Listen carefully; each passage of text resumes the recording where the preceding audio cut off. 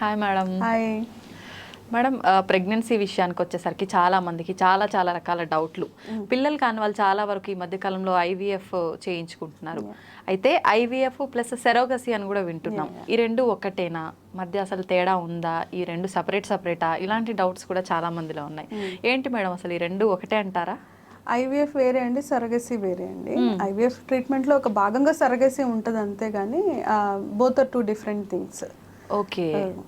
IVF అంటే ఏంటంటే ఇప్పుడు ఇన్ విట్రో ఫర్టిలైజేషన్, బాడీలో ఏదైతే జరుగుతుందో అది ఇన్ వివో. ఇన్ విట్రో అంటే ల్యాబ్లో జరిగేదన్నమాట.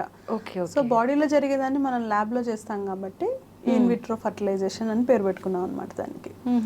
సరగసీ అంటే ఏంటంటే ఇప్పుడు ఇన్ విట్రో ఫర్టిలైజేషన్, ఐవీఎఫ్ ద్వారా తయారైన పిండాన్ని ఆ కపుల్ యొక్క గర్భసంచి సరిగ్గా లేకపోవడం చేతను ఇలాంటి కారణాలు ఉన్నప్పుడు ఒక సరగెట్ మదర్ని చూస్ చేసుకోవడం జరుగుతుంది అనమాట. ఈ సరగెట్ అంటే వాళ్ళ నుంచి మనం ఏం ఆశిస్తాం, గర్భసంచి మాత్రమే, వాళ్ళ గర్భసంచి మాత్రమే వీళ్ళ పిండాన్ని పెట్టుకోవడానికి. So she is a సరగెట్ for them, అది. సో అంతేగాని ఐవీఎఫ్ సరగసీ అనేది ఒకటే కాదు మేడం. చాలా మంది సరోగసీ అనగానే కొంతమందికి అయితే ఐడియా ఉంటుంది ఇది అని చెప్పి. నాకు తెలిసి ఒక మూవీలో కూడా ఇట్లాంటి ఒక సీన్ చూసినట్టు నాకైతే గుర్తుంది. చాలా మందికి తెలియదు, కొంతమందికి తెలిసే ఉంటుంది. అయితే ఈమెకి సంబంధం లేకపోయినా ఆ బేబీ ఈమె గర్భంలో పెరుగుతుంది కాబట్టి ఈమెకు సంబంధించిన అంటే అన్ని ఆలోచనలు అవన్నీ కూడా వచ్చే అవకాశం ఉంటుందా బేబీకి అని చెప్పి సందేహం ఉంటుంది. అట్లా ఛాన్స్ ఉంటుందంటారా? ఉండకపోవచ్చండి, ఉండదు కూడా. ఎందుకంటే ఇప్పుడు జెనెటిక్ మెటీరియల్ అనేది వచ్చేది మదర్ నుంచి, ఫాదర్ నుంచి. సో వాళ్ళ జెనెటిక్ మెటీరియలే తన గర్భసంచి ఒక్కటే మనం వాడుకుంటున్నాం. అవును. బిడ్డ తయారీ, బిడ్డ మెంటల్ స్టేటస్, ఇవన్నీ వాళ్ళ జీన్స్లో ఏమున్నాయో అవే వస్తాయి, కానీ సరగెట్ జీన్స్ అయితే రావు. ఓకే. ఇంకా ఎదుగుదల ఇవన్నీ అంటారా, పెరిగేటప్పుడు ఒకళ్ళని చూసి ఒకళ్ళు అట్లా ఉండటం, ఇవన్నీ ఏంటంటే చుట్టుపక్కల పరిసరాలను బట్టి నేర్చుకుంటారు వాళ్ళు. సో వాళ్ళ పరిసరాల్లోనే బేబీ పెరుగుతుంది కాబట్టి సరగెట్ అనేది జస్ట్ బేబీని కానీ ఇచ్చేంత వరకే, తర్వాత బేబీని చూడకూడదు. సో చూడకుండా డెలివరీ అవ్వగానే బేబీని తీసుకొని ఆ కాంట్రాక్ట్ అనేది అట్లా ఉంటుంది అనమాట. లా కాంట్రాక్ట్ కాదు, ఇట్స్ లా. సో లాలో అసలు బేబీని వాళ్ళు జస్ట్ చూడకుండా తీసుకొని వెళ్ళి ఇంకా హ్యాండ్ ఓవర్ చేసేస్తారు అనమాట పేరెంట్స్ కి డెలివరీ అయిన తర్వాత.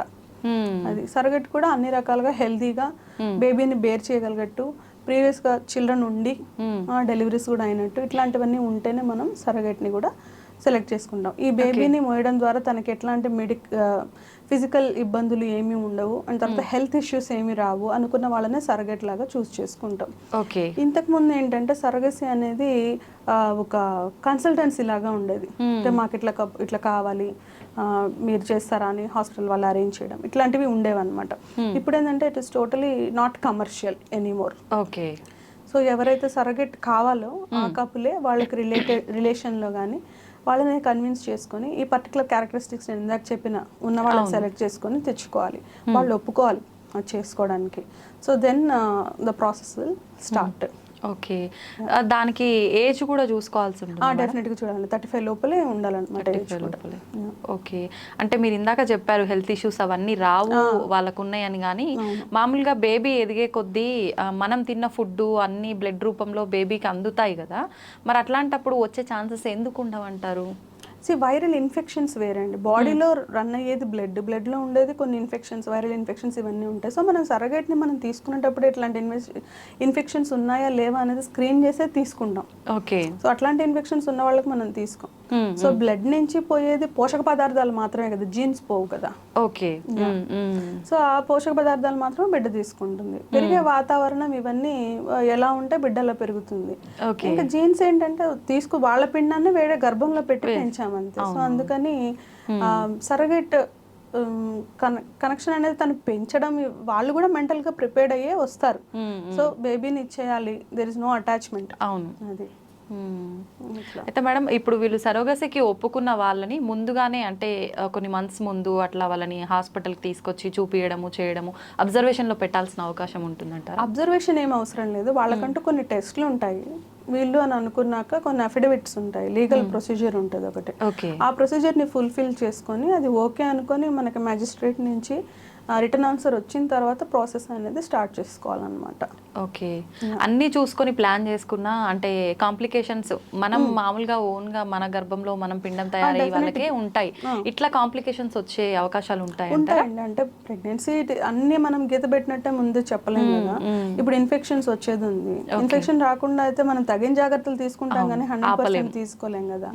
సో బీపీ తనకి ఫస్ట్ ప్రెగ్నెన్సీలో రాలేదు, ఫస్ట్ 2 చిల్డ్రన్ హెల్దీగా ఉన్నారు, ఏజ్ కూడా చిన్నదే ఉంది అమ్మాయిది, బట్ స్టిల్ ఈ ప్రెగ్నెన్సీలో డెవలప్ అయింది. So that conditions we can't tell anything. So అట్లా ఉంటాయి అనమాట. But most of the time weight ఇవన్నీ చూసుకొని ప్రీవియస్ ప్రెగ్నెన్సీ హిస్టరీస్, తన health condition, viral testing, basic అన్ని ఇన్ఫర్మేషన్ కలెక్ట్ చేసుకున్న తర్వాతనే we will start the procedure అనమాట. So it should not hold any health consequences to the surrogate and it should not hold any contagious infections కానీ ఇట్లాంటివి ఏమి బేబీకి కూడా రాకుండా ఉండడానికి తన గురించి కూడా ఫుల్ స్క్రీన్ అనేది చేసుకున్న తర్వాతే we will proceed. మేడం, అసలు చాలా మంది ఐవీఎఫ్ ఆప్షన్కి వెళ్తున్నారు కదా, సరోగసీ అనేది ఎటువంటి సందర్భాల్లో, ఎటువంటి హస్బెండ్ అండ్ వైఫ్ కండిషన్ ఏ రకంగా ఉన్నప్పుడు అవసరం పడుతుంది అంటారు?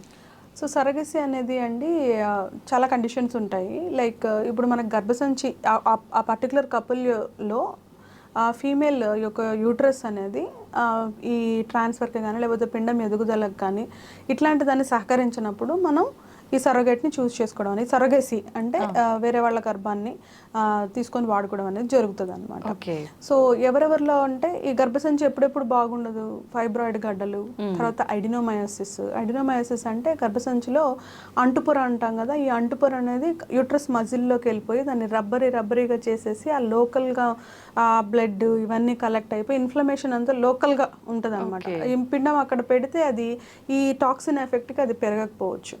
సో ఈ ఫైబ్రాయిడ్స్ ఉన్న పెద్ద గడ్డలు, ఫైబ్రాయిడ్స్ అంటే నాట్ చిన్నవి, ఆ లొకేషన్ ఏవైతే మనకి దీనికి ఇబ్బంది చేస్తాయో అట్లాంటి ఫైబ్రాయిడ్స్, అడినోమయోసిస్, అండ్ తర్వాత కొన్నిసార్లు చిన్నప్పుడు టీబీ ఇన్ఫెక్షన్ వల్లనో లేకపోతే మైల్డ్ ఇన్ఫెక్షన్స్ వల్ల, అండ్ డిఎన్సీస్ అని మీరు వినే ఉంటారు, కడుపు క్లీనింగ్ చేయించుకున్నాం, అవి కొంచెం ఎక్స్టెన్సివ్గా చేసినప్పుడు కూడా ఏంటంటే గర్భసంచి అంటుపొర ఈజీగా డ్యామేజ్ అయ్యి అతుకులు అనేవి ఏర్పడిపోతాయి అనమాట.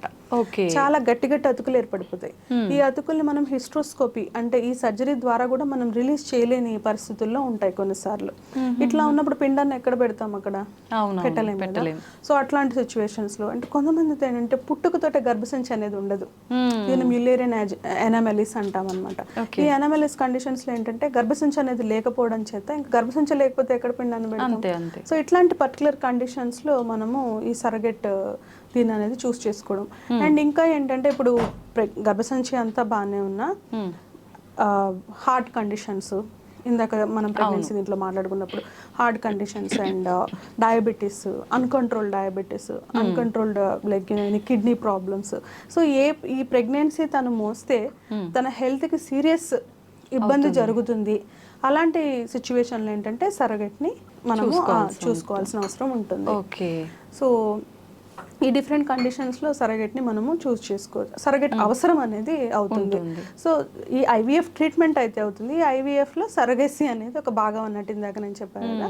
సో ఇట్లాంటి కండిషన్స్ ఉన్నప్పుడు ఈ సరగెట్ మదర్ని యూజువల్గా చూసుకోవాల్సి వస్తుంది. ఓకే, అయితే అందరికీ అవసరం పడదు, కొన్ని సందర్భాల్లో చాలా తక్కువ సందర్భాల్లో అవసరం పడుతుంది. అంటే లైక్ పేషెంట్ కండిషన్ని బట్టి ఎక్కువ ఫ్రీక్వెంట్గా మనము ఇట్లా అడినోమయోసిస్ ఉన్నా, కొన్ని అతుకులు ఉన్నా, కొన్ని క్లియర్ చేసుకోగలిగినవి ఉంటాయి. అడినోమయోసిస్ ఉన్న మందులకి సర్జరీలకి కొన్నిసార్లు రెస్పాన్స్ అయ్యేవి కూడా ఉంటాయి అనమాట.